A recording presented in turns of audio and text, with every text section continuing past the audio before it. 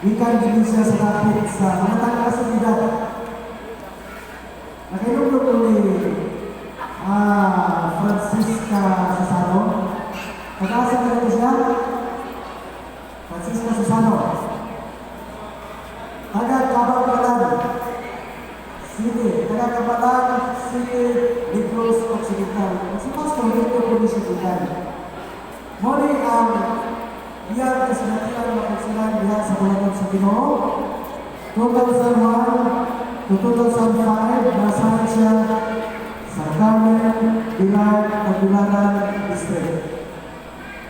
Ngayon, pagka 2005 to 2008, nasahan siya mga eksyon dito sa Bangkahon, Masbate.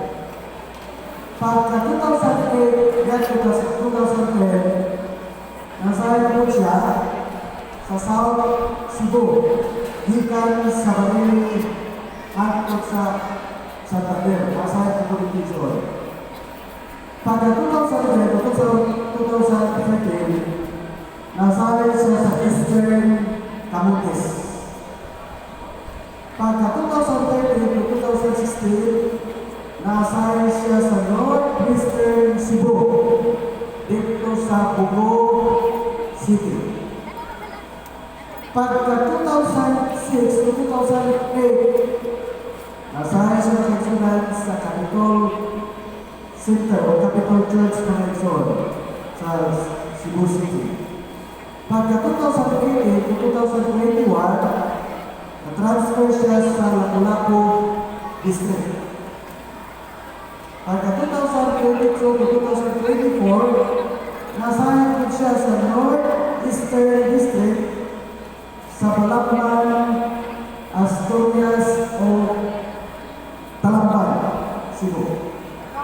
Ito tinagalan ng district na nasa Quezon. Sa presente, siya mo ang church pastor sa Bulacau State Church ng Quezon. Doon na sila duha ka anak sa kanilang asawa na mao si Ma'am Johnson Joy Rosales Padonsan. Kato ang mga anak sa former Quezon City Mayor. Dayon, doon na sila duha ka mga anak sa ako na ningon.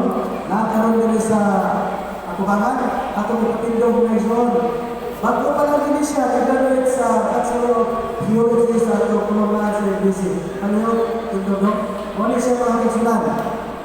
Naagad, nabar niya, suporta, tungkol kay Pares ko sila. Mga kung kami pastor ng Exon. Ako din niya karoon, hindi mo niya assistant at the same time, namin siya mga kagsulan na volunteer sa Atong Hope Channel Cebu mga Exon. Ang usahan niya ka na, mga si Noelin